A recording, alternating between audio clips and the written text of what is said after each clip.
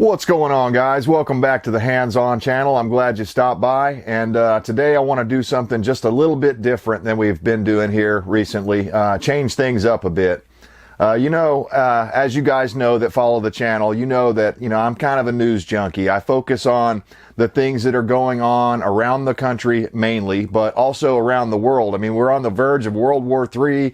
Our dollar is collapsing. The border's wide open. Fuel prices are set to just skyrocket. I mean, especially if the Middle Eastern conflict gets worse and worse. So, I mean, things are not looking good, obviously. And those are the stories that I tend to tell a lot. And if you sampled a few of my videos, you might think that I'm all the way pessimistic and have no optimism or no hope for mankind or for the survival of our future. And it is pretty grim most of the time. And that's because the content of the news is that way. But today I want to do something special for you guys. I came across this article, a brilliant article that really lifted my spirits and just made me think that, maybe humanity's not as lost as I think it is. Maybe we're not as far gone as I thought. And I want to tell you a story of survival. Just an amazing story of survival. I'm going to also link down in the description this article, so you guys can go read the entire article. I'm not going to do that because the video would be too long and probably no one would watch it. So let's get right into this. This really lifted my spirits when I saw this, and I hope it does the same for you. So as we were growing up, at least in my generation, Generation X, we were reading books like Lord of the Flies, right? And it starts out okay. It's all these boys. I don't remember how many. It's been so many years since I've read the book. I've also watched the little movie they had about it years ago.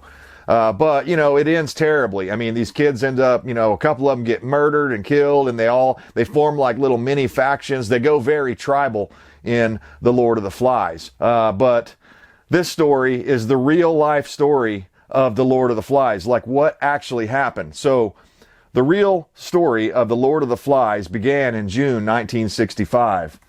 The protagonists were 6 boys: Sion, Stefan, Kolo, David, Luke, and Mano. All were pupils at the strict Catholic boarding school in Nuku'alofa. And I'm probably not pronouncing that right, but that's okay. I'll have some images here that we'll insert, and we kind of get an idea, because I had no idea. I had to look it up on Google Maps to even find out where this place was.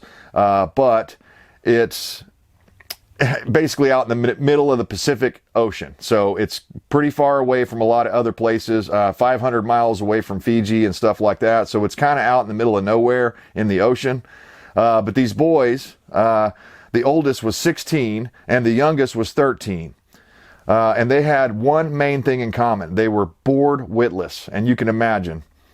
So they came up with a plan to escape to Fiji, some 500 miles away, or even all the way to New Zealand. I mean, these boys had had enough of this Catholic boarding school, and specifically they named the food. They didn't like the strict rules or the food that was being provided there at the Catholic school. So there was only one obstacle. None of them owned a boat. So they decided to borrow one from Mr. Tanilia Uhila, a fisherman they all disliked. The boys took little time to prepare for the voyage. 2 sacks of bananas, a few coconuts, and a small gas burner were all the supplies they packed. It didn't occur to any of them to bring a map, let alone a compass. So they went out ill-prepared. They borrowed a boat, in quotations. In other words, they stole it. Because they were trying to escape this island. No one noticed the small craft leaving the harbor that evening. Skies were fair. Only a mild breeze ruffled the calm sea.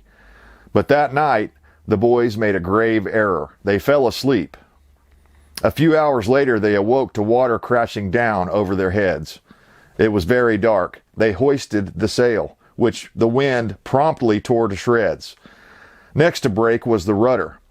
We drifted for 8 days, Mano told me, without food, without water. The boys tried catching fish. They managed to collect some rainwater in the hollowed-out coconut shells and shared it equally between them, each taking a sip in the morning and another in the evening. So these boys are already, they've been out for 8 days away from their island, adrift, no rudder. no sail, apparently no oars. So they were in trouble. They were at the mercy of the currents of the sea, basically, and which way the wind was blowing. And so they're showing a great amount of forward looking. They're looking to the future. They know they have to ration this water because it's in such limited supply that there's no way there would be enough if they didn't ration it. So they're showing a lot of responsibility and survivalist tendencies right off the bat, and that's good. They tried catching fish. They tried doing things to get them out of that bad situation, but nothing was working. Then, on the 8th day, they spied a miracle on the horizon. A small island, to be precise. Not a tropical paradise with waving palm trees and sandy beaches, but a hulking mass of rock, jutting up for more than 1,000 feet out of the ocean. And I'll insert some pictures here. I went on to Google Maps and tried to get some 3D side shots of this mountain. They basically found a big hunk of rock. Now, luckily, it had some trees and different things like that on it, so they had firewood and things like that, and they had brought some material. If you remember, they brought a little cook stove or a gas burner or something, so they had a way to start a fire. So this huge mass of rock shows up on the horizon, and these days, Atta is considered, the island is called Atta or Atta, and it is considered uninhabitable. But by the time we arrived, the Captain Warner wrote in his memoirs, the boys had set up a small commune with a food garden, hollowed out tree trunks to store rainwater, a gymnasium with curious weights, a badminton court, chicken pens, and a permanent fire. All from handiwork, an old knife blade, and much determination. So they didn't have very many supplies. They had a worn out knife, but they were determined to survive. And that is a big part of the survival mindset. You have to get in that mindset. If you start thinking, oh, this is horrible, this is the worst thing ever, then it will be the worst thing ever. But if you have the right mindset, determination, and a worn out old blade and a couple of supplies that you brought with you, then you'll probably be able to survive. Maybe not thrive, but you'll be able to at least survive. But these boys had done a lot. They had captured some chickens that the previous inhabitants of this island, Atta, which is no longer inhabited by the time they got there, they had found some chickens that were, had just basically been living there on their own, reproducing on the island. So they grabbed them and they domesticated them. They made chicken pens. They probably had fresh eggs every day and stuff like that. So, they weren't in dire straits. They were actually thriving on this island. It's amazing. While the boys in The Lord of the Flies come to blows over the fire, those in the real life version tended to their flames, so they never went out for more than a year. These boys had broke everything up into different levels, different shifts and stuff. Everybody had a turn. Everybody had a duty or a job that they could do on this island to keep them and to help them survive into the future. They had a common shared goal. They wanted to survive. They didn't want anyone to starve to death, so they had to work together. And that was a huge revelation to me when I was reading this. I couldn't believe these 13 to 16-year-old boys were able to go through all of this stuff and nobody flipped out.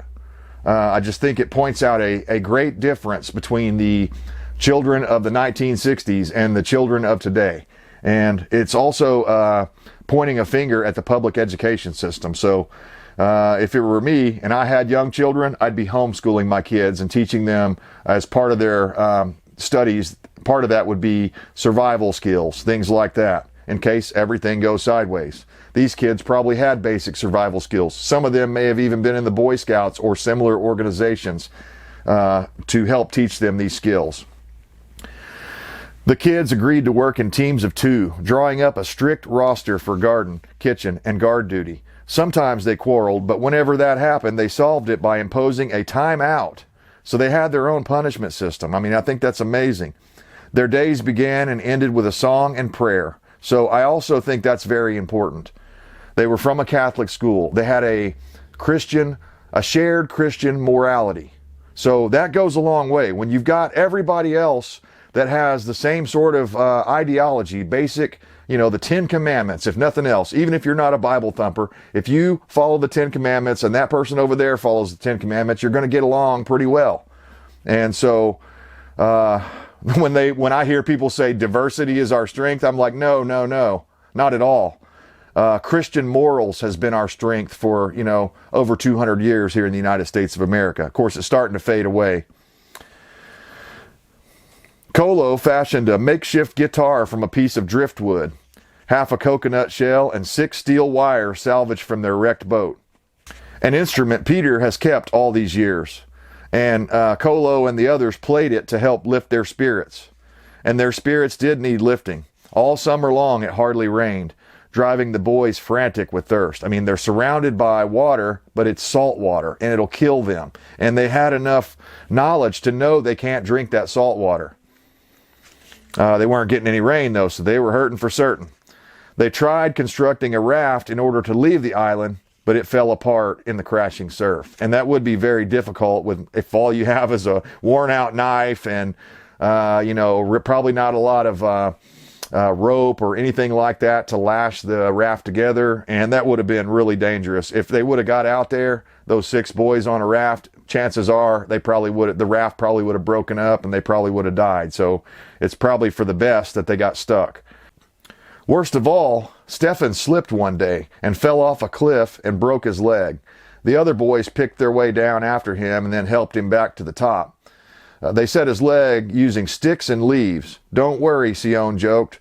"We'll do your work while you lie there like King," I can't pronounce this king's name, like Taufa Alpha Tupo himself. They survived initially on fish, coconuts, tame birds. They drank blood as well as eating the meat. So I think that's very important. Seabird eggs were sucked dry. Later, when they got to the top of the island, they found an ancient volcanic crater where people had lived a century before. The boys discovered wild taro, bananas, chickens, which had been reproducing for the 100 years since the last Tongans had left. So just amazing. They were finally rescued on Sunday, September 11th, 1966. The local physician later expressed astonishment at their muscled physiques and Stefan's perfectly healed leg. But this wasn't the end of the boys' little adventure, because when they arrived back in Nuko Alufo, police boarded Peter's boat, arresting the boys and throwing them in jail. I love it. Mr. Tanelia Uhila, whose sailing boat the boys had borrowed 15 months earlier, was still furious, and he decided to press charges. I mean, realistically, they did steal his boat, and that was probably part of the way he made his income, a big part of it. So, he was due compensation, but I just thought it was funny that they immediately arrested them. Could you imagine today? Nobody would be allowed to touch them, even if they did steal something. It would just be, we would deal with them with kid gloves, and let them go, slap them on the wrist, whatever. But fortunately for the boys, Peter came up with a plan. It occurred to him that the story of their shipwreck was perfect Hollywood material. And being his father's corporate accountant, Peter managed the company's film rights and knew people in TV. So from Tonga, he called up the manager of Channel 7 in Sydney. "You can have the Australian rights," he told them. "Give me the world rights." Next, Peter paid Mr. Uhila £150 for his old boat and got the boys released on condition that they would cooperate with the movie. A few days later, a team from Channel 7 arrived. The mood when the boys returned to their families in Tonga was jubilant. Almost the entire island of Hafa Afiva, population 900, had turned out to welcome them home. Peter was proclaimed a national hero. Soon he received messages from the king, Tulufa Apufa Tupo IV himself, inviting the captain for an audience. "Thank you for rescuing 6 of my subjects," His Royal Highness said. "Now, is there anything I can do for you?" The captain didn't have to think long. "Yes, I would like to trap lobster in these waters and start a business here." The king consented. Peter then returned to Sydney, resigned from his father's company, and commissioned a new ship. Then he had the 6 boys brought over and granted them the thing that had started it all, an opportunity to see the world beyond Tonga. He hired them as the crew of his new fishing boat. And if you go read the entire story, you'll see they were like lifelong friends. They stayed in contact. I mean, when you make bonds like that in survival situations, those don't die easily. Those are some of the most powerful, lifelong lasting bonds you can have with another person, is to survive with them, go through traumatic experiences like that. And so I was just blown away by this story. I had never heard it before. The real life Lord of the Flies. It didn't turn out like the book. It didn't turn out all terrible and tribal and all that stuff. They were able to manage using even punishment, timeouts they had. So, I mean, I just thought this was amazing and it was worth sharing. But I want you to think about this and let me know down in the comments what you think.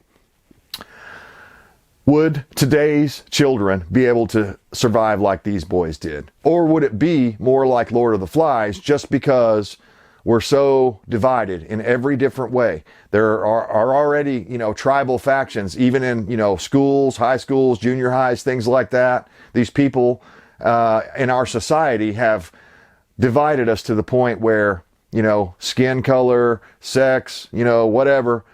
There's all these divisions in our society, what religion you are, who you follow, things like that. And again, as I stated earlier, the United States is based on Christian morals. And I believe John Adams had a quote about that once the nation becomes debauched in their ways and things like that and no longer follows the Christian morals, then the Constitution will no longer be a valid document, a valid governing document for us. So let me know down in the comments, what do you think? Would the kids of today be able to survive like these kids in 1965, 66 did? I just thought this was a great story of survival, and I don't think many Americans have heard this story because it's all the way over there in the Pacific Ocean, way away from us. But I thought it was incredible, and I wanted to share this with you guys. Let me know what you thought about it. I appreciate you guys tuning in, and as always, I stand for liberty to the bitter end. We'll see you next time.